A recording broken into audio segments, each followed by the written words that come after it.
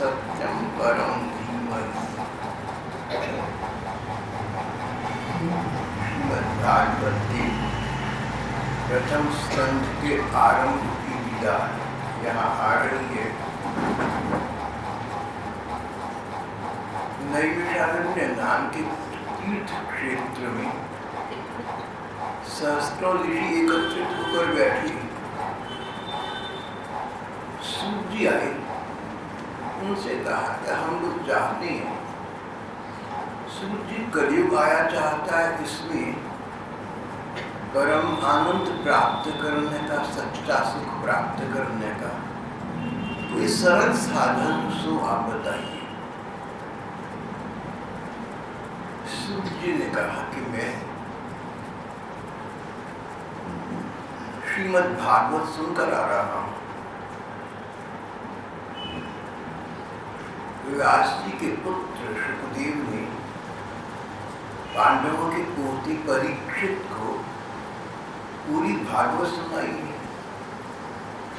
ये भागवत वही है जो जब सृष्टि का आरंभ हुआ था तब भगवान नारायण ने जलार्णव विप्रलय काल में ब्रह्मा जी को दी थी। समय के साथ साथ उसमें कहीं कहीं परिवर्तन आते गए, पर भाव यही बना रहा कि किसी सरल उपाय से भगवान की प्रसन्नता प्राप्त हो जाए, जिससे संसार के बंधन छिन्न भिन्न हो जाए और हम अनंत अनंत शाश्वत सुख की प्राप्ति करें। वही भागवत की कथा सूत जी ने कहा, ऋषियों मैं आपके सामने दोहरा देता हूं। ऋषियों ने प्रश्न पूछा, सूत जी श्रीमद् भागवत के संबंध में आपने व्यास जी की बातें बताई, शुकदेव जी की बताई, नारद जी के विषय में बताया, पर हम ये जानना चाहते हैं, हमारी जिज्ञासा ये है कि व्यास हो, शुक हो, नारद हो, ये तो भक्त विरक्त लोग थे, लेकिन परीक्षित तो राजा थे, राज्य कर रहे थे। सुना है कि उन्होंने छोटी उम्र में ही सब कुछ छोड़कर आप की बताई भागवत का श्रवण किया था और परम गति को प्राप्त कर। परीक्षित जी ने ऐसा क्यों किया? परीक्षित क्षत्रिय वंश के थे, परीक्षित राजकुमार थे, परीक्षित पांडवों के बाद अब राजा बन गए थे। 30 वर्ष के थे जब राजा बने और 60 वर्ष के थे जब राजकाज अचानक सब छोड़कर गंगा जी के किनारे जा गए थे। सत्याग किया। हमारे धर्म ग्रंथों में संन्यास का विधान है, लेकिन संन्यास का विधान कि 76 वर्ष की आयु के बाद है। ये तो 60 की भी नहीं थी और स्वास्थ्य की दृष्टि से संपन्न थी, राधा की दृष्टि से सफल थी। परीक्षित की बहुत बड़ी सफलता तो ये थी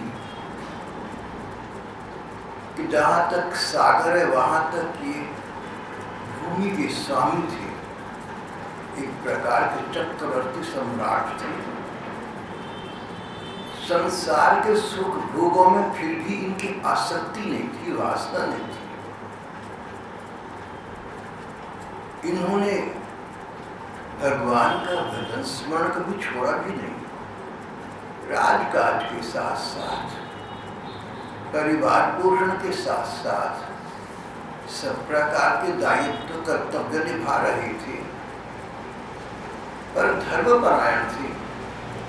प्रजा का पालन उचित प्रकार से कर रहे थे। प्रजा उनके राज्य में सुखी थी। राजा परीक्षित स्वयं भगवत परायण थे, तो उन्होंने बोला समय से पूर्व विरक्ति क्यों ले ली, संसार को छोड़कर चले गए, राजपाट छोड़ गए। सूत जी, महापुरुषों के जीवन में जो प्रसंग आते हैं उनमें कोई ना कोई भगवान की लीला छिपी होती है। महापुरुषों की भक्तों की कथा सुनो, उनके जीवन चरित्र सुनो। उनका जीवन चरित्र सुनने में विलक्षणता ही ये है कि उसमें भगवान की कृपा शक्ति का वर्णन होता है, भगवान की अनुकंपा का, भगवान के अनुराग का, भगवान के विषय में लीला कथा होती है। परीक्षित भगवत भक्त थे, जल्दी विरक्त हो गए। बस 1 सप्ताह पश्चात उन्होंने मृत्यु को गले लगा लिया। सूत जी, हम ये जानना चाहते हैं, आप तो परीक्षित जी को श्रोता बनाकर जो सुखदेव जी ने कथा कही सो सुनकर आ रहे हैं, यो भी आप सर्वज्ञ हैं, आपको सब पता होता है, आप उस युग के भी हैं। सूत जी, कृपा पूर्वक आपने परीक्षित का वृत्तांत जरूर सुनाइए। व्यास जी का वृत्तांत सुन लिया, जिन्होंने भागवत का प्रणयन किया।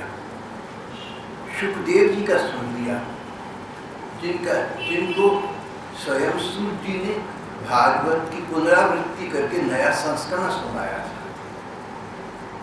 नारद जी का सुन लिया, जो इन बातों में बहुत आगे बढ़ी चढ़ी है और जिनकी प्रेरणा से व्यास जी ने भागवत को सब ग्रंथों के सार के रूप में प्रणीत किया था। परीक्षित राजा थे, क्षत्रिय थे, पर थे तो भक्त।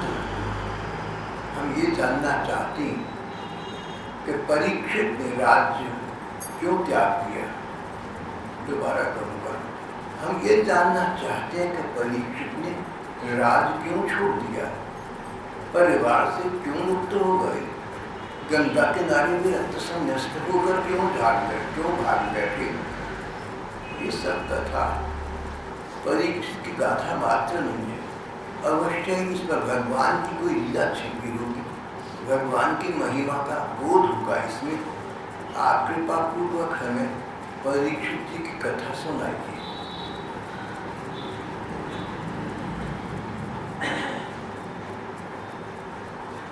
सूत जी ने कथा सुनाई, बोली ठीक है।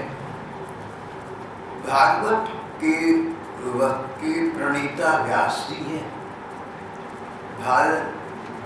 भागवत के प्रणेता व्यास जी हैं, उनके प्रेरक नारद जी थे। व्यास जी ने भागवत का संस्करण नया करके सुखदेव को सुनाया था और उनकी कथाएं हो चुकी, परीक्षित रह गई। तो बहुत से वक्ता, बहुत से कथाकार, विशेषतः पूर्व काल की कथाकार, कथा वक्ता जिस को कथा नहीं सुनाती थी, उन्होंने कथा के महत्व को कभी न्यून नहीं पड़ने दिया। पूर्व काल के वक्ताओं का संबंध अपने श्रोताओं की संख्या से नहीं होता था, संख्या वृद्धि की होड़ उनमें नहीं थी, संख्या नहीं, उनको तो गुणवत्ता चाहिए। श्रोताओं में श्रद्धा हो, जिज्ञासा हो, उत्सुकता हो और श्रोता कथा को आत्मसात कर सके, ऐसे श्रोता थोड़े से भी हों सो अच्छे। तो वक्ता इस बात को देखते रहते थे कि श्रोताओं के मन में आगे और कथा सुनने की उत्सुकता तो है, जिज्ञासा तो है। तो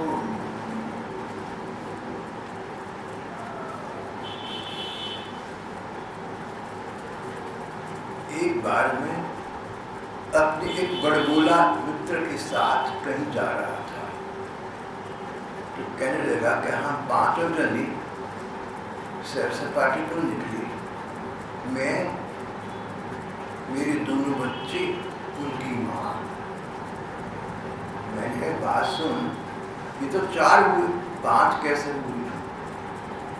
बोला हाँ अब सुनाता हूँ। पता लग गया ना कि तू सुन रहा है ध्यान से। मैंने सोचा तू सुन नहीं रहा होगा, कह रहा हाँ सुना, आगे सुना। मैंने सोचा ना कहा होता तो अच्छा था। लेकिन उसने परीक्षा ली कि मैं उसका उचित श्रोता हूँ कि नहीं। हम 5 जने गए, माता पिता 2 बच्चे, भैया 4 हुए तो बोले 5 तो हुए नहीं। बोला अब सुनाता तो जाके सुनने श्रीमद् भागवत के प्रेरक नारद जी का वृत्तांत सुनाया। दूसरा व्यास जी प्रणीता का वृत्तांत सुनाया। तीसरा शुकदेव का वृत्तांत सुना, जिन्होंने परीक्षित को कथा सुनाई और यहाँ पर आकर मानो कथा को विश्राम दे दिया। ऋषियों ने कहा सूत जी परीक्षित कथा तो रह गई, वो भी तो आप सुनाइए।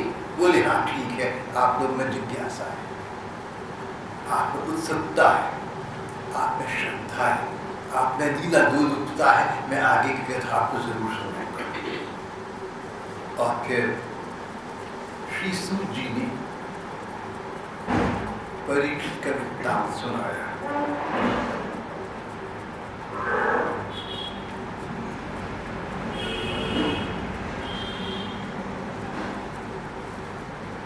कौरव पांडव चाचा ताऊ के बेटे थे।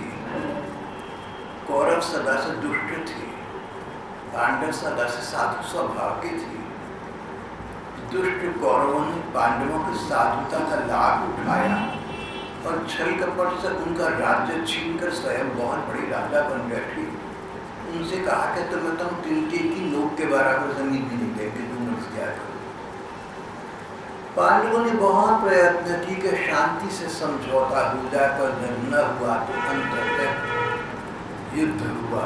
महाभारत का युद्ध कुरुक्षेत्र में हुआ था। सब बहन भाइयों को, सब श्रोताओं को बताया। 18 दिन के युद्ध के पश्चात युद्ध की विभीषिकाएं सामने आई।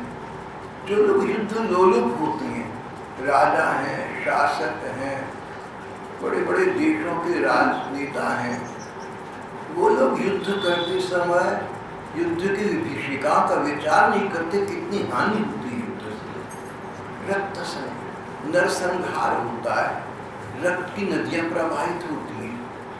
Devils of hell are that rules.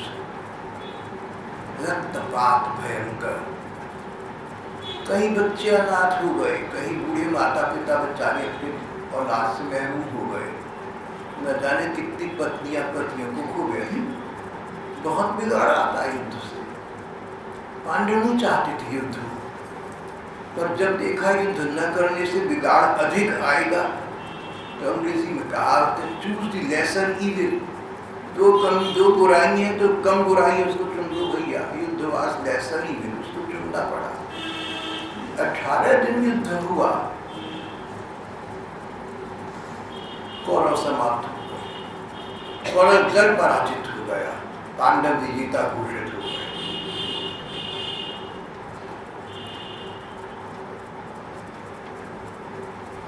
Kaurava दल के बहुत ही कम लोग बचे थे जो भाग निकले थे। उनमें एक अश्वत्थामा थे।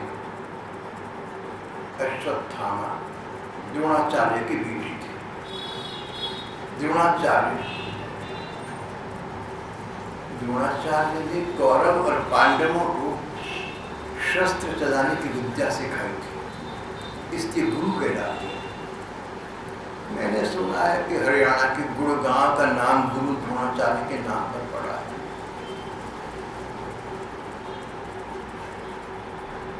गुरु द्रोण भी उन्होंने कौरवों का साथ दिया, युद्ध में समाप्त हो गए थे। अश्वत्थामा बेटा रह गया था। अश्वत्थामा सदा से संस्कार से जटिल कुटिल, न जाने क्यों स्वार्थ प्रधान व्यक्ति था। युद्ध समाप्त हो गया, बात समाप्त हो गई, किसी के मन में कुछ न रहा, स्थिति स्पष्ट हो गई। कौरवों में एकमात्र बड़ा बेटा दुर्योधन युद्ध की विदिशा से अभी तक इसलिए बचा हुआ था कि वो एक सरोवर में जाकर छिप गया था। अश्वत्थामा के हृदय में न जाने क्यों पांडव विरुद्ध सदा से ईर्ष्या और डाह की आग जलती रही। युद्ध समाप्त हो गया। सबको पता था कि धर्म युद्ध है।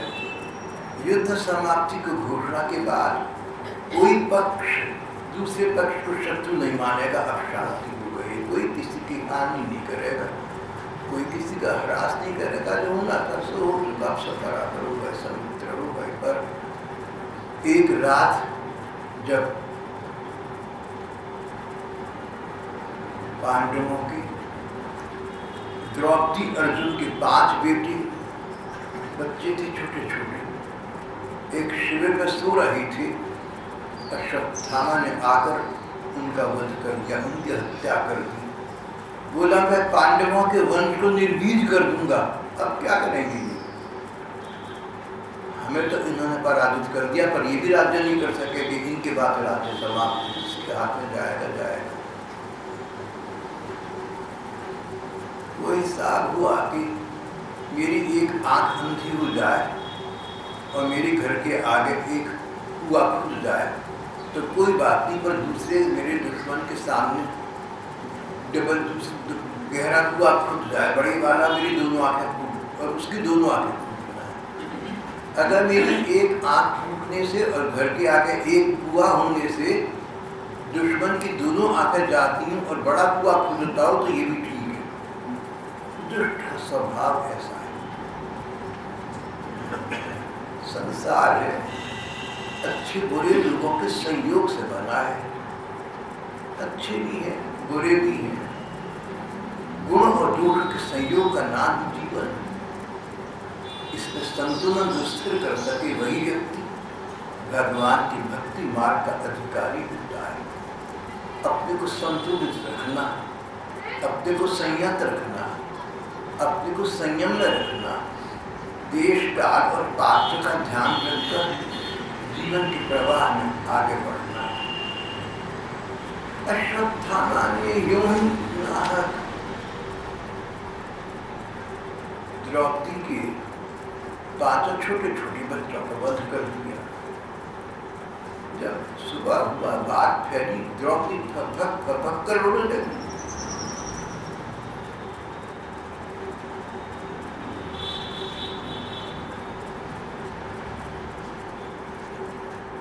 जान रो रही थी द्रौपदी, उसका रोना देखा न जाता।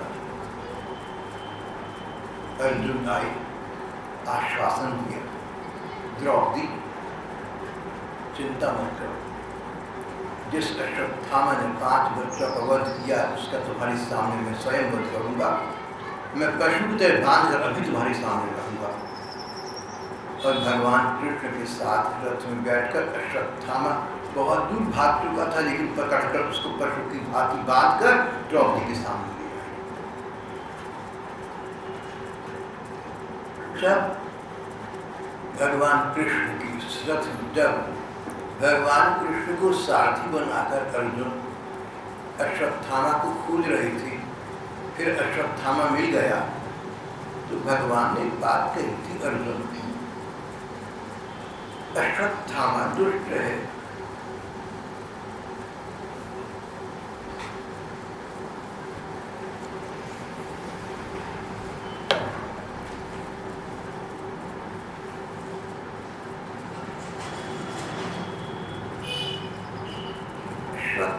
दुष्ट है, स्वार्थ प्रधान है।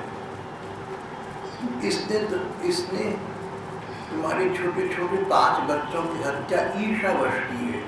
न तो इसको अपने को कोई लाभ हुआ, न इसके स्वामी दुर्योधन को कोई लाभ हुआ, किसी को कोई लाभ नहीं हुआ। इसको स्वार्थ सिद्धि भी तो नहीं हुई। ईर्ष्या, द्वेष, डाह, मात्सर्य मनुष्य को कहीं का नहीं छोड़ते, न इस लोक का न परलोक।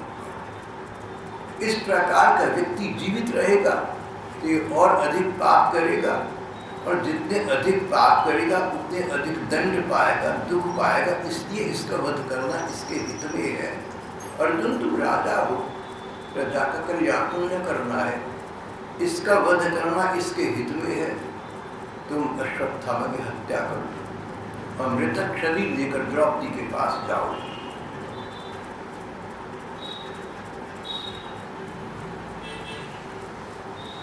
जो दुष्ट और क्रूर पुरुष दूसरों को मारकर अपने प्राणों का पोषण करता है, उसका वध ही उसके लिए कल्याणकारी है, क्योंकि वैसी आदत को लेकर यदि वह जीता है तो और भी पाप करता है और पापों का नरक में जाता है और अधिक होता है। तब वधस्य ही श्रेयो, उसका तो वध करता ही उचित है, उसके भले में।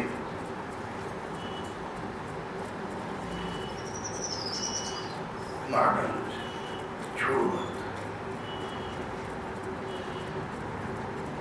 भगवान ने अर्जुन के धर्म की परीक्षा लेने के लिए इस प्रकार प्रेरणा की थी। एवं परीक्षता धर्मं पार्थ कृष्ण ज्योतिका। परंतु अर्जुन का हृदय महान था। अर्जुन ने द्रौपदी के सामने इसको पशु की तरह बांध कर ले आने की और द्रौपदी के सामने इसकी हत्या करने की प्रतिज्ञा की थी। अर्जुन ने प्रतिज्ञा ये नहीं की थी कि मैं इसका वध करके इसका शव, इसका निर्जीव शरीर लाऊंगा। सच बात है, मन ही मन अर्जुन चाहती थी कि जो होना था हो चुका। जन्म और मृत्यु किसी अकाल प्रेरणा के हाथ में है। मृत्यु आती है किसी कारण को बहाना बनाकर आती है, नहीं तो जो जिसका लिखा है सो ही होता है। दैवी विधान के अनुसार, प्रारब्ध के अनुसार मनुष्य अपनी जोड़ी बदलता रहता है।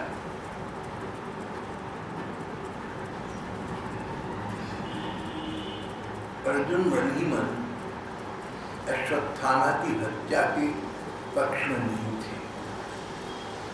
भगवान के कहने पर भी उन्होंने उसकी हत्या नहीं की। कई बार हम कोई बात इसलिए कहते हैं कि हमें दूसरे के मन का पता लगता है। सज्जन भी ऐसा करती हैं, दुर्जन भी ऐसा करते हैं। सज्जन करते हैं ऐसा इसलिए कि तुम्हारे मन की बात का उन्हें पता लगे, तो जो तुम्हारे लिए श्रेयस्कर है, जो तुम्हारे लिए कल्याणकारी मार्ग है, उसका दिशा दर्शन कर सके।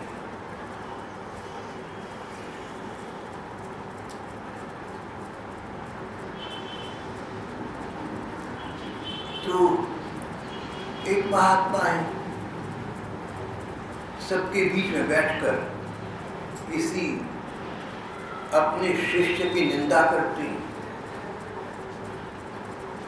आसपास वाली भी निंदा करने लगे। महाराज आप ठीक करें, तो पहले ही जानते थे कि ऐसा है, शुक्र है आपको पता लग गया, ये है ऐसा, बहुत दुष्ट है, हमें पता था। हम इसी दिन की प्रतीक्षा में थे कि एक दिन सच्चाई आप तक पहुंचेगी, आप इसको देखेंगे, पता चल गया कि इनके मन में क्या था। और दूसरा उत्तर ये भी हो सकता है कि अन्य शिष्य कहें कि महात्मा आपने ऐसा समझा तो आप तो उसके विषय में अधिक सोच सकते हो, हमने ऐसा नहीं देखा, हमारी दृष्टि में थोड़ा बढ़िया व्यक्ति सब प्रकार से अच्छा है, मन का पता चल गया। और दुर्जन लोग भी इस दुष्ट नीति का प्रयोग करते हैं। दुर्जन दुष्ट लोग किसी की तुमसे निंदा करेंगे, तुम निंदक का मन रखने के लिए हाथ में हाँ में हाँ मिला दो, तो उस व्यक्ति से मिलेंगे, तुम्हारा नाम लेकर कहेंगे ये कहता था कि तू ऐसा है। उसकी निंदा सुनने के शौकीन है, इसलिए पहले अपने आप निंदा की, फिर दूसरे से करवाई, फिर जाकर उससे कहा कि तेरी वो निंदा कर रहा था। इनका जीवन यही है, संसार है। अभी आपसे कहा था सब प्रकार की स्थिति, अच्छे भी हैं, बुरे भी हैं, सज्जन भी हैं, दुर्जन भी हैं। कौन कैसा है इसकी चिंता न करना, तुम कैसे भी विचार कर लेना, अपने को देख लेना। लेना, आत्मनिरीक्षण करना, आत्मपरीक्षण करना, सेल्फ इंट्रोस्पेक्शन करना, अपने गिरिबान में झांक कर देखना, अपने को देखना भैया कि तुमने अपने मन को क्या बनाया हुआ है।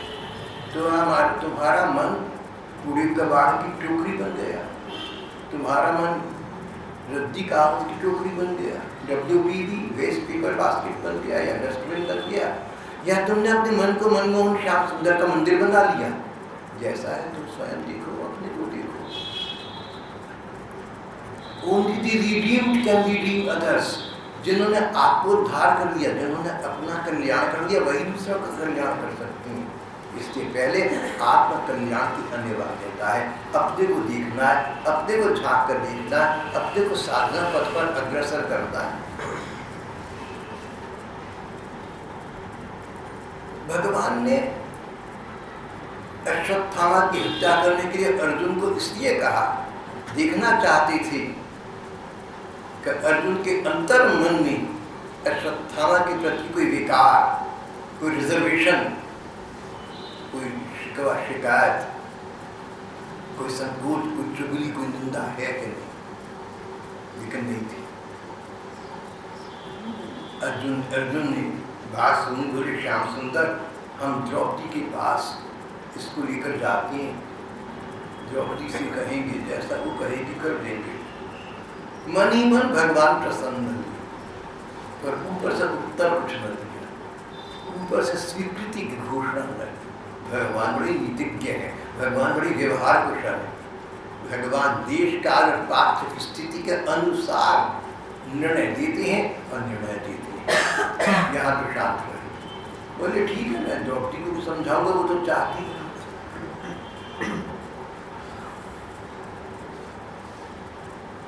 अर्जुन के मन में गुरुपुत्र अश्वत्थामा को मारने की इच्छा नहीं।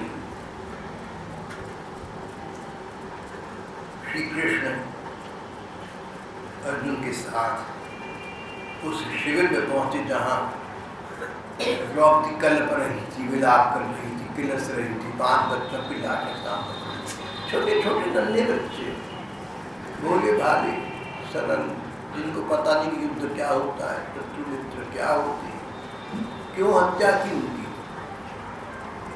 संसार है, अकारण भी किसी का अहित कल्याण कर देता है।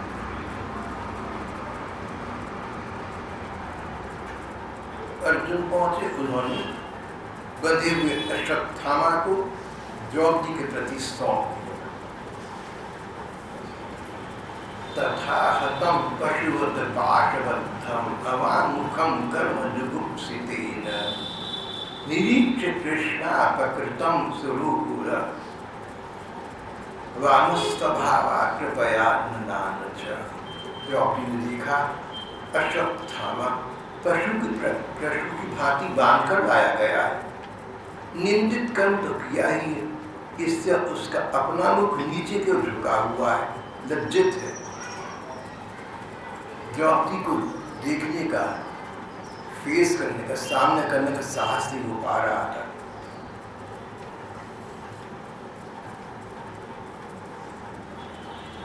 मुख नीचे की ओर झुका हुआ है। अपना अनिष्ट करने वाली अश्वत्थामा को द्रौपदी ने देखा। अश्वत्थामा अपमानित हो रहा था, पशु की भांति बांध कर लाया गया था। ज्यों ही श्री कृष्णार्जुन आई, बंधे अश्वत्थामा को द्रौपदी के सामने खड़ा कर दिया। द्रौपदी आ गया, तुम्हारी 5 बच्चों का बांधने वाला जा।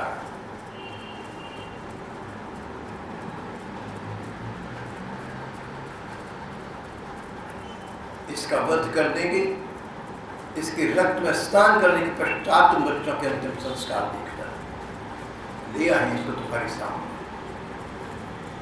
लेकिन विचित्र बात हुई, अर्जुन ने देखा, द्रौपदी ने यूं ही देखा अश्वत्थामा को सामने, दोनों हाथ जोड़े सिर झुकाए और प्रणाम किया।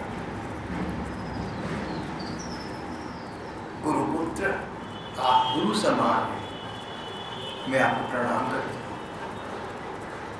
सारा दृश्य बदल गया, सभा वर्ग चकित रह गए, ये क्या हुआ।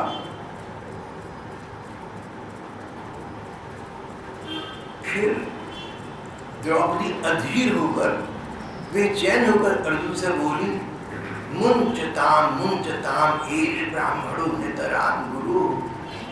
अर्जुन छोड़ दो इन्हें, छोड़ दो।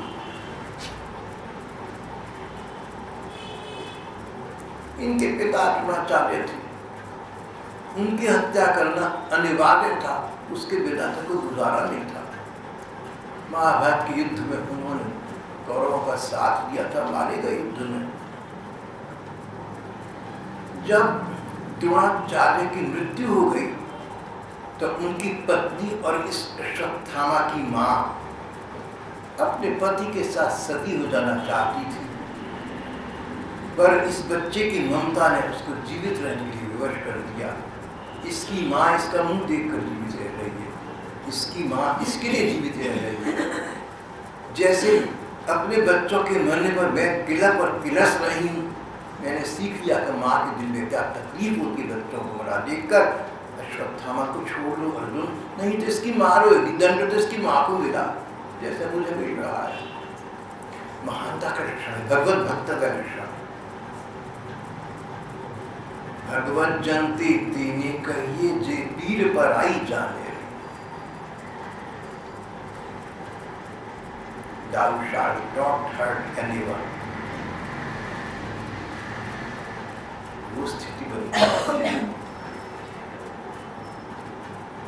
जो तो एक कांटा बोए ताही बोही तू फूल। जो तेरे कांटे बोता हो ना, तेरे रास्ते में कांटे इकट्ठे करता हो, तू उसके लिए फूल करिए, तू ऐसा मत करिए।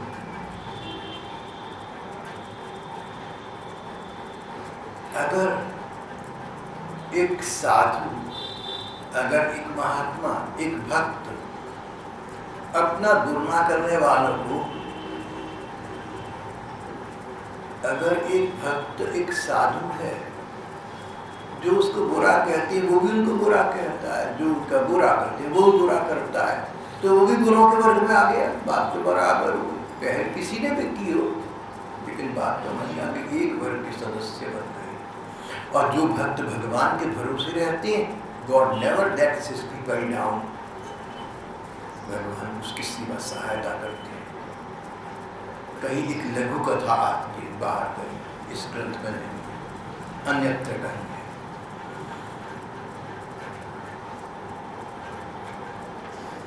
लक्ष्मी जी भगवान विष्णु के पांव दबा रही थी, भगवान अचानक खड़े हुए, कुछ सोचा, बैठ गए।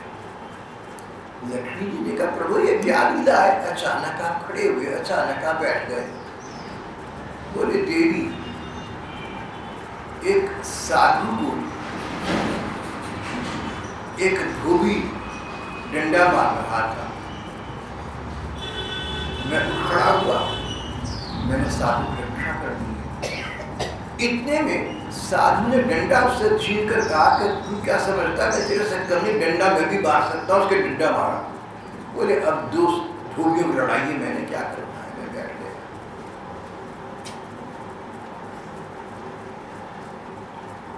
द्रौपदी बोली, अर्जुन अश्वत्थामा को छोड़।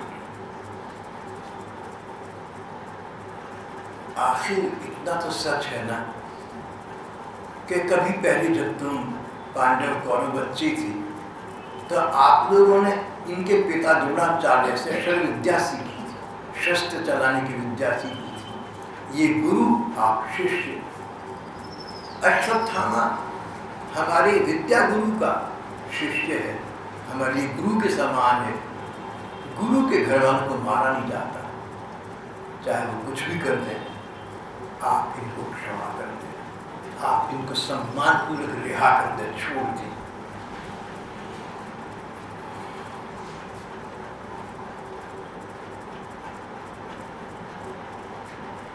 द्रौपदी की बात बहुत सुंदर बात थी, सज्जनोचित, जैसे सज्जनों को करनी चाहिए, जैसी भद्र पुरुषों को करनी चाहिए, जी भगवत भक्तों को करनी चाहिए।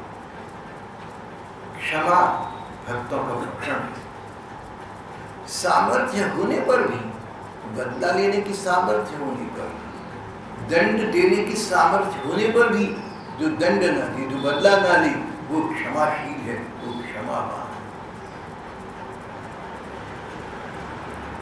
हमारे बापू गांधी कहते थे, non violence is the weapon of the brave, not of the coward. दूसरे आदमी दूसरे को माफ करे डर के माने, ये माफी नहीं है।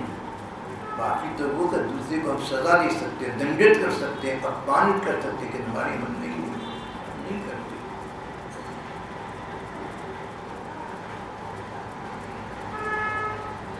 उस समय सबने द्रौपदी की साधुता का पक्ष लिया, उसको साधु साधु का बहुत बढ़िया। द्रौपदी ने कमाल कर दिया। ये श्री कृष्ण के भक्तों की श्रेणी में आने के स्वरूप है। मन ही मन श्री कृष्ण प्रसन्न हुए।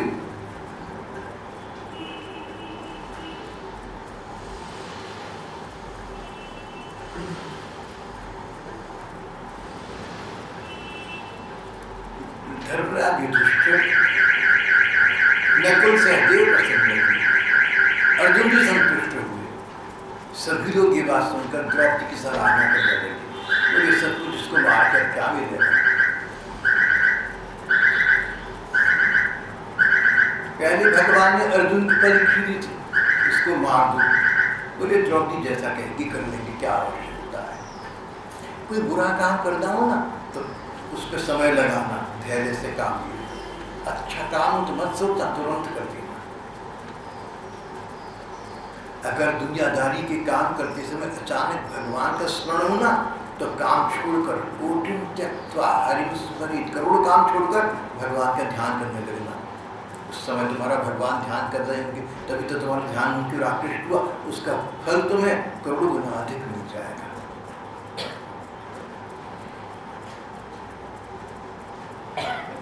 भगवान ने पहले अर्जुन से कहा था, फिर द्रौपदी से कहा, द्रौपदी से अर्जुन ने भी कहा, सबने कहा, पर भीम का क्रोध नहीं गया था। भीम बोले कि द्रौपदी, इन लोगों ने नाहक ही, अकारण ही नन्हे नन्हे 5 बच्चों की हत्या कर दी, न अपना हित किया। इसका स्वामी दुर्योधन, उसको भी अच्छा नहीं लगा, किसी का लाभ नहीं हुआ। इस प्रकार के व्यक्ति को हत्या कर देना हमारा कर्तव्य बनता है। उनको मत रखा। सबने भगवान कृष्ण का मुख देखा, सब कृष्ण मुखापेक्षी। परमुखापेक्षी मत बनना, दूसरों का मुंह देखना है बात के लिए, किसी सेवा के लिए, किसी सहायता के लिए दूसरों के मुंह देखना, दूसरा का चेहरा देखना कि ये कुछ कर देंगे, करने वाले तो भगवान है भाई। पर भगवान मुखापेक्षी ना चाहिए, भगवान का मुख देखना, भगवान क्या कहेंगे, भगवान क्या विचार है उनका। सबने भगवान का मुखड़ा देखा, श्याम सुंदर। एक बात भीम कहता है, उसमें सच्चाई भी है। श्रेष्ठ द्रौपदी की बात का अनुमोदन कर रहे हैं, अच्छी लग रही है, आप बताइए क्या करें। अब भगवान ने एक प्रकार से अर्जुन की परीक्षा ली। बोले अर्जुन, ब्राह्मण कितना भी पतित दुष्ट क्यों ना हो, धर्म ग्रंथ कहते हैं उसका वध मत करो। और दूसरी ओर जो आतताई है, अकारण दूसरों को दुख देता है, जब तक जीवित रहता दुख देता रहेगा, मरने के बाद स्वयं नरकों में जाएगा। ऐसे को मारना ही उचित है। अब तुम देखो कि मेरी दोनों इन बातों का, शास्त्र की इन दोनों आज्ञाओं का पालन हो सके, कुछ ऐसा कर सकते करो। अर्जुन भगवान के हृदय की बात ताड़ करे। बार बार ये प्रसंग आता है ना, हृदय की बात ताड़ है, जहाँ हमारा सच्चा अनुराग है, सच्ची श्रद्धा है, सच्ची भावना है, हम दूसरे के मन की बात को समझ लेते हैं, फिर मन से मन को राह हो जाती है। अर्जुन भगवान के हृदय की बात तुरंत ताड़ गए और देखते देखते उन्होंने अश्वत्थामा के सिर में एक मणि लगी हुई थी, जो उसको तेजस्वी बनाती थी, जिससे उसका सारी संसार समाज में सम्मान था। अश्वत्थामा के सिर की मणि उतार दी। मणि उतरने से अश्वत्थामा का घोर अपमान हुआ, जैसे कोई राजा का मुकुट उतार कर अपने खदों में डाल दे। अश्वत्थामा की शिरोमणि, उसके सिर की मणि को उतार कर अर्जुन ने डाल दिया। फिर रस्सी का बंधन खोला और कहा तुम जाओ, क्या करना चाहते हो।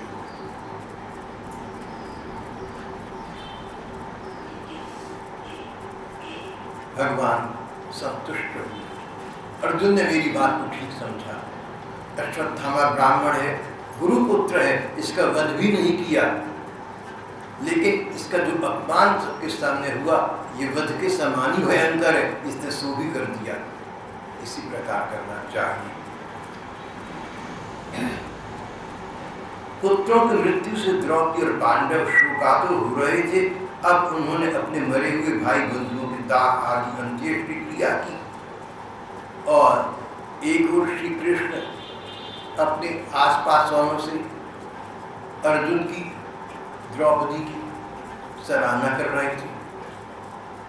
दूसरी ओर ये सब लोग श्री कृष्ण का गुणगान कर रहे थे, जिनके दर्शन ने, जिनके संसर्ग से इनको सद्बुद्धि प्राप्त हुई।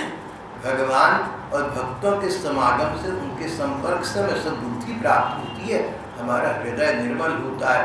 श्री भगवान की गुणों का गान करते हुए और उनके भक्तों की पूरी पूरी सराहना करते हुए अपने अपने स्थान पर सब चले गए। आज का प्रसंग यहाँ समाप्त हो जाता है।